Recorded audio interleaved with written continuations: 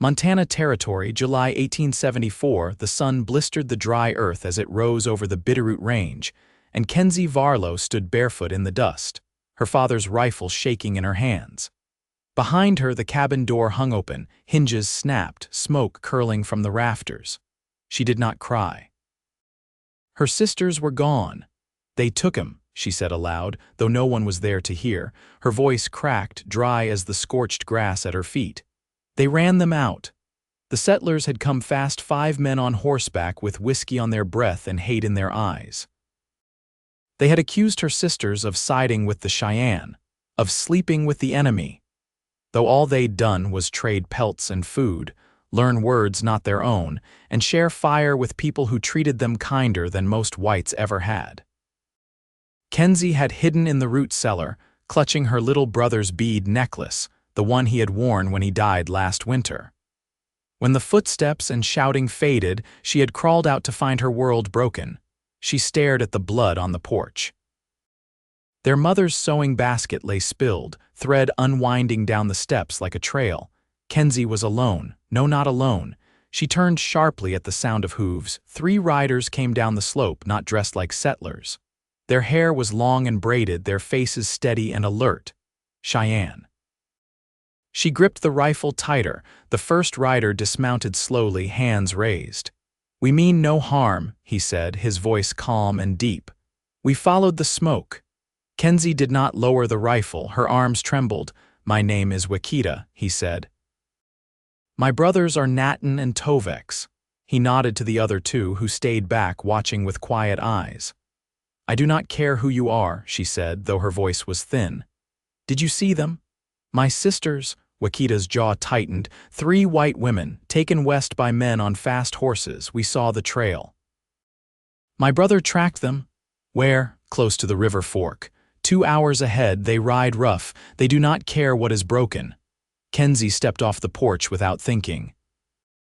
"Then we go. You cannot follow alone." "I am not asking." She shoved the rifle into the saddlebag of her father's horse and swung up. "Lead the way." Wekita studied her for a breath, then nodded. "Stay close." They rode hard through the hills, past burned grass and dry creek beds. Kenzie's fingers were white on the reins. Her legs ached, but she did not slow. The sun dipped low by the time they reached the river, where the trail split wide and fresh. "They crossed here," Tovex said, crouching low in the mud. 3 women. "Still alive." Kenzie's knees buckled and she dropped to the ground, her breath hitched, not from exhaustion but relief. "We have to get them back." Wekita knelt beside her. "We will." They rode again, tracking until the moon rose. They found the first sister, Muriel, tied to a tree, her dress torn and her lips split. She looked up as the horses came, her eyes wide. "Kenzie," she whispered. "You came."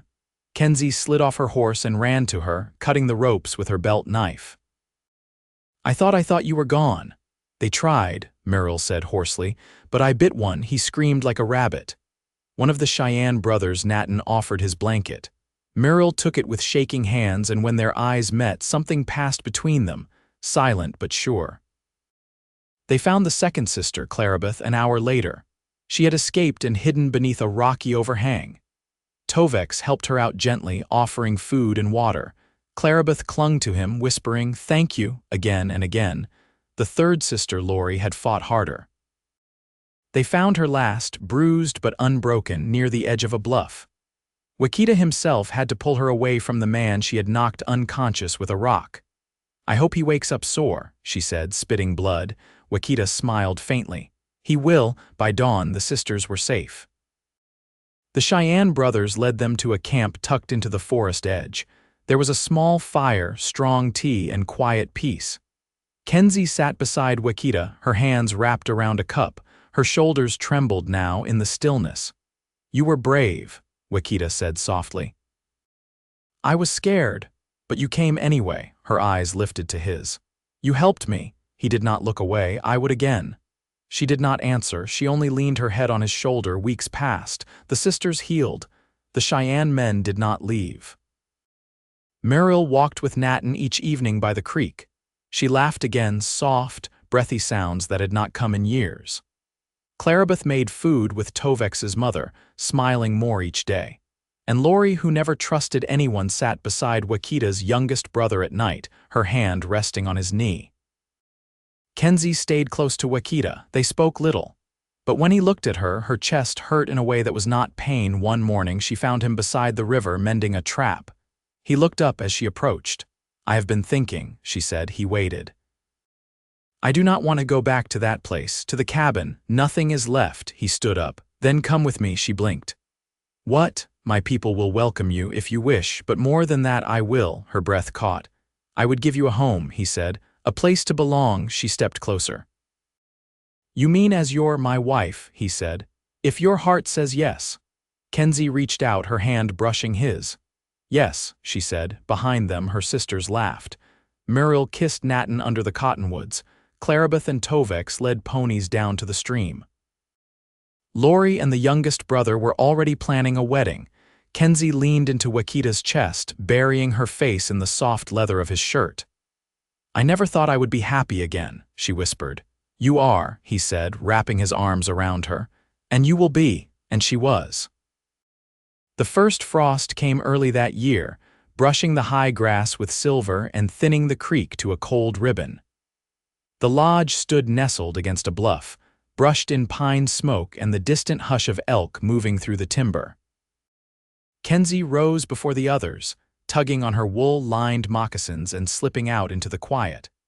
Her fingers wrapped around the bone handle of the kettle as she lifted it from the embers, steam curling into the air. A horse snorted nearby. Wekita was already saddling the roan gelding, his breath visible in the blue light. He glanced over his shoulder. "You always wake before the sun?" Kenzie poured the hot water into a small clay basin. "I always wake when I dream too close to the past." He tightened the cinch. "The trail you walk to get here, it lingers, but it won't follow you forever." She didn't answer, just dipped a cloth into the basin and wrung it out. As she pressed the warm cloth to her face, the sting of old smoke and blood faded. When she looked up again, he was watching her, steady as he ever was. "I was thinking I'd help Nina with the drying racks today," she said, brushing her braid over her shoulder. "She'll be glad. The plums came down heavy this week." Kenzie paused, fingers still for a moment. "And you? Where are you riding?" "To speak with our elder. I want to bring you before him if it's time." She looked at him fully then. "You're sure?" Wekita stepped closer, so close she could hear the leather of his coat shift. "You've lived among us, worked beside us, eaten at our fire. But I want you called wife in front of the council, not only by me." Her throat tightened. "Then let's go," she said. They rode out together, the trees golden with early autumn. The trail wound narrow along a ridge where hawks circled in the thermals. Wekita spoke little, but when he did, it was to point out signs: a buck's print in the soft dirt, a squirrel's midden beneath a juniper root. Kenzie listened. She had learned the rhythm of his silences. They reached the elder's camp mid-morning. Smoke rose from a clay chimney, and a boy no older than 8 was peeling bark from a willow pole. Inside, the elder sat cross-legged on a thick robe, his eyes clouded but alert. He beckoned them in without speaking. Kenzie bowed her head and waited for Wekita to speak. He did in Cheyenne, slow and respectful. The elder nodded once, then turned his gaze on her. "You carry sorrow," he said in English, his voice like creased paper. "But your eyes are forward. That is good." Kenzie held his gaze. "I want to belong here. Not by charity, but by choice." He reached for a pouch and scattered corn kernels into a shallow bowl. "Then you will plant with us in spring. You will gather. You will bear sons and daughters who know both winds, the one of your birth and the one that brought you here." She swallowed. "I would give them that." He turned to Wekita. "You have chosen well." They left the elder's lodge beneath a sky cleaned by wind. Wekita reached for her hand as they walked toward the horses. "I will build you a lodge of our own," he said, "near the tamarack grove. You'll have a hearth and a place for your weaving." Kenzie smiled for the first time that day. "And you, will you sleep inside or under the stars like a ghost?" His mouth curved. "With you, always with you." They rode back slowly. By the time they reached the village, the sisters were outside the main lodge, pressing plum flesh into wide baskets. Meryl's skirts were stained purple to the knee. "Claribeth's already making jam," she called, wiping her hands. "She put it in your pot." Kenzie swung down from her horse and walked over, brushing her arm against Meryl's in passing. "You never liked jam," Kenzie said. "Don't matter. Tovex does. Said it reminded him of his grandmother." Inside, Claribeth was bent over the fire, stirring with a long spoon. She looked up, her face flushed from the heat. "He asked if I'd learn his mother's songs," she said. "Said he'd help me if I taught him mine." Kenzie sat beside her, taking up the second spoon. "You said yes," Claribeth nodded. "I want to know every word." From the doorway, Lori leaned against the frame, arms crossed. "You two are getting soft," she said, but the affection in her eyes softened the words. "Nathan's teaching me to shoot with his bow." "Better than biting a man again," Meryl said, grinning. Lori shrugged. "I'll do both if I have to." That night, the five of them went down to the creek together. The moon slid across the water and the men joined them one by one, quiet steps through the grass. Wekita sat behind Kenzie, arms loose around her waist. "Your lodge will face east," he said. "So you wake with the light." She leaned back against him. "Good, I'm done with shadows." Beside them, Meryl reached for Nathan's hand. Claribeth rested her head on Tovex's shoulder. Lori, who never liked to be touched in front of others, simply let her knee rest against her betrothed's. Kenzie closed her eyes, the sound of the creek washing over her. She was no longer a girl standing barefoot in ash and ruin. She was a woman, wrapped in warmth, with a future stretched wide before her like the open plains in late spring, and she would walk it with him.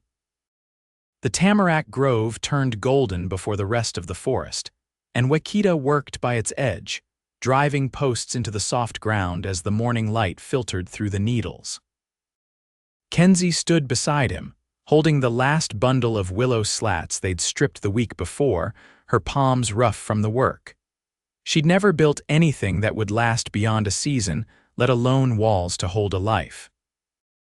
"Your mother said the wind moves easier through a lodge if the woman lays the first stone," she said, glancing toward the pile of river-smooth rocks near the fire pit. "She told you truly," Wekita said, setting the mallet down. "You choose where it goes." Kenzie knelt and placed the stone with care, pressing it into the earth until it held firm. A breath escaped her, not quite a sigh. "There," she said. He nodded once, then picked up the next cedar frame. They worked without need for talk, the rhythm of labor stitching them together. Wekita's younger cousin brought them water at midday, his eyes flicking toward Kenzie before he turned away again. When the walls stood and the roof frame curved overhead like the ribs of a great animal, Kenzie stepped back. The lodge wasn't finished, but it was hers now. She looked to Wekita. "Will your sister help with the mats?" she already began. "She said you'd want blue in the pattern." "I do," Kenzie said, surprised. "How'd she know?" "She listens," he said. "Like you." That evening they returned to the main lodge. Nathan and Meryl sat by the fire, their knees brushing as they worked a new set of moccasins. Meryl glanced up. "Did he let you place the first stone?" she asked. Kenzie nodded. "And I didn't drop it." "That's more than I can say for Lori," Meryl said. "She nearly dropped hers on her foot." "I didn't," Lori said from behind them, walking in with a bundle of dried sage. "I just looked like I might." Claribeth followed with a basket of carved bone buttons. "Tovex wants me to sew them onto his wedding vest. He says it'll keep the spirits in balance." "Are you going to?" Kenzie asked. Claribeth set the basket down. "I already did." The fire crackled between them. Outside, the wind shifted, and the scent of pine drifted in through the door flap. Wekita set a carved pipe on the low table, one he'd shaped himself in the last week. "My uncle says the lodge will be ready before first snow," he said. "We'll be joined before the frost holds." Kenzie felt the weight of that. "I never saw winter as something to walk into with someone," she said. "It always felt like waiting out the dark." He didn't answer with words, only reached for her hand and let it rest against his chest. She could feel the steady beat beneath her fingers, as sure as the land they stood on. Later that night, as the others slept, Kenzie stepped outside alone. The moon hung low, caught in the branches of a cottonwood. She walked beyond the lodges to the edge of the meadow where the grass bent low in the cold. A figure stood there already, Nina, Wekita's mother. She turned as Kenzie approached. "You wake in the night often," Nina said. "That does not fade quickly." Kenzie didn't pretend otherwise. "Sometimes I still hear the horses, the way they rode up, the sound of the boards breaking," Nina nodded. "The land remembers even when we wish to forget, but it also teaches us how to carry what comes." "I never thought to be part of anything again," Kenzie said. "Not after that day. You are part of us now, not because you were taken in, because you rooted. That is what counts." Kenzie looked toward the trees where the new lodge stood unfinished. "I didn't know I could." Nina stepped closer, her shawl catching the moonlight. "You chose to stay. You chose to love. That is the greater courage." Kenzie's throat tightened. "Will your people ever truly see me as one of you?" "My people see what you build," Nina said. "They see how you hold your sisters close, how you listen, how you do not ask to lead but do not wait to follow." "That is enough." Kenzie nodded, and they stood there until the cold touched through their shawls. In the days that followed, the final mats were laid, the walls sealed, and the hearthstone placed. Wekita brought a carved spoon shaped with a braid down the handle, and Kenzie placed it beside the fire. When the joining ceremony came, it was quiet and woven with song. The sisters wore dresses dyed with elderberry and soot, their hair bound in silver cords gifted by the elder women. The men stood beside them, not proud, not grand, only certain. Afterward, food passed hand to hand, and laughter rose beneath the sky. Children ran between the lodges with painted sticks, and an old man played the hide drum with gentle rhythm.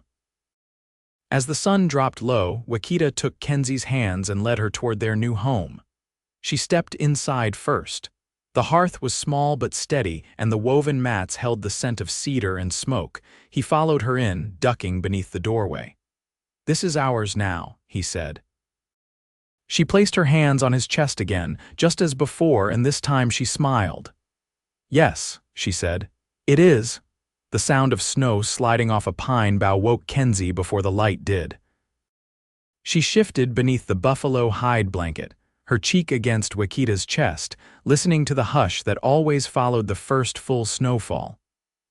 The warmth of the lodge held steady, the fire down to coals, the air touched with the scent of smoked spruce bark. Wekita stirred, his arms tightening around her for a moment before loosening with sleep again. She watched the curve of his jaw, the way his breath slowed. In those still moments, she felt the quiet weight of belonging settle into her bones without fear, without question. When she stepped outside, her boots sank deep into the snow.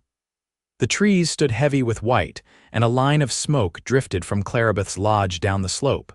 She could just make out Meryl's laughter near the creek, the muffled sound of boots crunching over ice. She walked toward the elder's lodge, carrying the folded skin she'd spent the last week softening. Nina met her at the door. "You finished?" Nina asked, holding the flap open. Kenzie nodded. The last of the stitching held. Inside, the elder sat near the fire, his hands tracing the grain of a carved staff. He lifted his head as they entered. "She brought the skin," Nina said, laying it before him. He ran his fingers over the surface, nodding once. "You used the roots of the red willow." "I did," Kenzie said, "with pine ash to temper the lie." "That knowledge will feed your daughters," he said, "and your daughters' daughters." Nina handed her a bundle wrapped in worn hide. "From me," she said. "To hang above your hearth." Kenzie opened it slowly. Inside was a row of dyed quills stitched onto thin leather, forming the image of a heron with wings spread wide. "For when the ice breaks," Nina said. "It always does." Later that day, Kenzie joined her sisters at the community lodge, where women were shaping snow-packed clay into molds for winter casting. Claribeth was already elbow-deep in the mixture, her cheeks flushed red. "You're late," Meryl said, brushing snow from her sleeves. "We started without you." "I was with Nina," Kenzie said, kneeling beside her. "She gave me something." Lori glanced over, one brow lifting. "Was it more advice?" Kenzie shook her head. "A gift for the hearth." Claribeth lowered her voice. "She asked me to help with the winter medicines." Said she wants me to learn the roots by touch. Muriel looked up, surprise flickering across her face. That's no small thing. It isn't, Clarabeth said, but I want it. Lori wiped her hands on a strip of cloth. I've been teaching the boys how to track in snow. Wekita's nephew tried to follow a rabbit trail yesterday and ended up circling back to the same stump 3 times. Kenzie smiled. Sounds like someone I know. Lori didn't deny it. He'll learn. They worked until the light thinned, hands raw and clothes dusted white. As they packed the molds to dry, a low whistle came from the edge of the trees. Muriel turned, eyes narrowing. That's Nathan. Kenzie followed her gaze. The men were returning from the hunt, dragging 2 deer and a string of hares behind them, their breaths visible in the air. Tovex approached Clarabeth first, lifting the leather pouch at his hip. For you, he said, the liver's still warm. She took it without hesitation. I'll set it with the others. Nathan handed Muriel a bundle of long feathers, from the eagle's roost. They fell naturally. Muriel ran her thumb along the shaft. For the cradle board, he nodded, for the child to see strength before it learns to walk. Kenzie felt Wekita's presence before she saw him. He stepped close, still brushing snow from his coat. We'll need to smoke the meat tonight, he said. I'll start the fire, Kenzie said. They walked back together, saying nothing. The silence between them was full, not empty. When they reached their lodge, she knelt to light the kindling. Wekita hung the hares near the rafters, his movements practiced. As the fire caught, Kenzie pulled the heron quillwork from its wrapping. She held it in the light, then tied it above the hearth with a strip of sinew. The image caught the glow slowly, wings casting soft shadows across the wall. Wekita stood beside her. It looks right. She reached for his hand, fingers lacing with his. I dreamed of my father last night, she said. Wekita didn't speak, just waited. He was at the edge of a river. I couldn't cross, but he wasn't sad. He nodded once, then turned away. Then he knows, Wekita said. She leaned into him, her cheek against his shoulder. I think so. Outside, the wind had stilled. Inside, the flames moved steady and low, casting warm shapes against the woven mats. Kenzie sat beside him, their hands still joined, and listened to the fire breathe. Whatever had begun in ash and fear had turned now into something rooted, something grown by patient hands and long days. She no longer waited for the past to rise. The present held her now, and she would not be moved from it. The river thawed slower than usual that year. Ice clung to the shaded bends long into the 2nd month of melt, but the sun held steady in the sky and the land began to soften. Kenzie walked the edge of the bank with a woven basket looped over her arm, bending occasionally to collect the early shoots of wild onion and yarrow. Her fingers moved with care, separating the pale green from last year's dead stalks, brushing soil back over the roots she left behind. Wekita waded further up the path, crouched near the spot where the stream broke free of the last ice. He was watching a pair of ducks drift along the current, one feathered in deep brown, the other pale with streaks of rust. When Kenzie joined him, she crouched beside him without speaking, her knees damp from the thawing ground. They were here last spring, he said. I remember the markings. You think they remember us too? I think they remember the shape of the water. Kenzie reached into her basket and handed him a small bulb, the skin still dusted with grit. For tonight's stew. He took it between his fingers, turning it once. You found good ones. They were near the place your uncle buried the fish bones last summer. He nodded, then leaned in and brushed his lips against her temple. You always remember where things grow. They returned to the village with the sun still high enough to warm their backs. Bonfires had been laid in the outer ring of lodges, and the children were hauling dry wood into tidy stacks. Kenzie spotted Clarabeth and Muriel near the drying racks, their hands full of early nettle, laughing over something Tovex had dropped in the mud.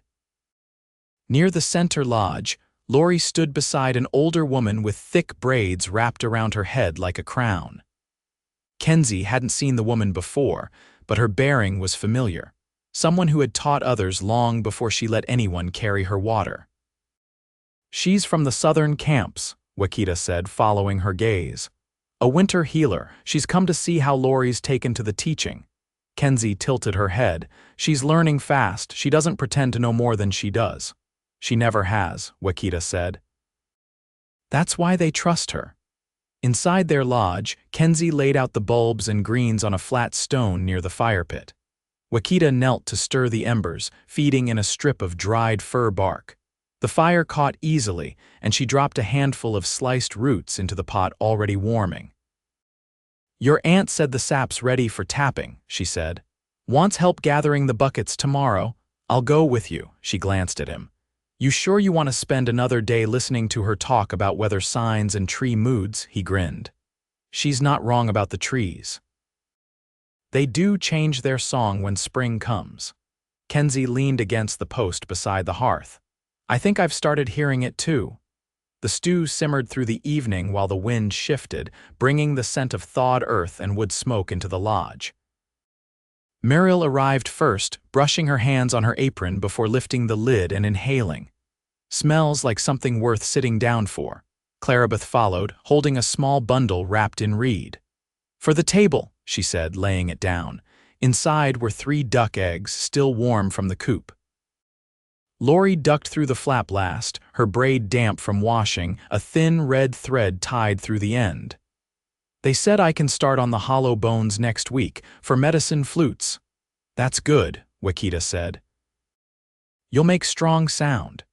Kenzie served the stew into clay bowls, passing each one with a nod. They ate slowly, speaking in the soft tones of people who no longer needed to fill silence. Outside, a drum began a low, steady rhythm that moved through the ground rather than the air. When the bowls were empty, Clarabeth rose to fetch more bark for the fire. As she passed Kenzie, she paused. Have you thought about a name? Kenzie blinked. For what? Clarabeth smiled faintly. For the child. Wekita looked up from his seat by the fire, his expression unreadable, but his eyes held hers. I hadn't spoken it aloud yet, Kenzie said, voice low. You don't have to, Muriel said gently, but we see you. It's early still, Kenzie said. You'll carry well, Lori said, sitting back. You're built for it. Kenzie let out a breath, slow and even. I was going to wait until the solstice. Wekita reached across the space between them, palm up. She took it. Then we wait, he said. The rest of the evening passed in quiet comfort. When the others returned to their own lodges, Wekita and Kenzie remained by the fire, her head resting against his shoulder, his hand resting lightly over her stomach. I was thinking, she said, about names. He turned slightly to look at her. If it's a girl, she said, I want something that means carried by the river, he nodded. And if it's a boy, then something that means born of the fire. He was quiet a long moment. Either way, they'll know they came from something strong. She turned to him, her fingers slipping into his. They'll know they were wanted. He kissed her softly, the kind of kiss that carried a promise already kept. Spring deepened, and the earth gave more with each passing day. The sap ran thick, the birds returned in pairs, and the trees shifted their song. Lori traveled south with the healer for a season, returning with new tools and a sharper gaze. Clarabeth began shaping pots from river clay, her hands sure in ways they hadn't been the year before. Muriel and Natten built a second room onto their lodge, wide enough for 3. When the baby came, it was early morning, the first heat of summer just beginning to rise. Nina tended the birth, and Muriel held Kenzie's hands until her knuckles turned white. Wekita sat outside, head bowed, until the cry pierced the stillness. A girl, he entered quietly, his eyes wide with awe rather than fear. Kenzie, pale but steady, lifted the child toward him. She has your eyes, he said. She has your quiet, Kenzie whispered. They named her Eska, which meant water that remembers. And she did every touch, every sound, every hand that held her. She grew fast and sure, her laughter like wind through the cottonwoods. Years passed. The lodge withstood each winter. The hearth never went cold. The sisters raised children of their own, each one different but rooted in the same soil. Lori married a man from the southern camps, a quiet flute maker with a crooked smile and a steady hand. Clarabeth's pots traveled as far as the canyon rim.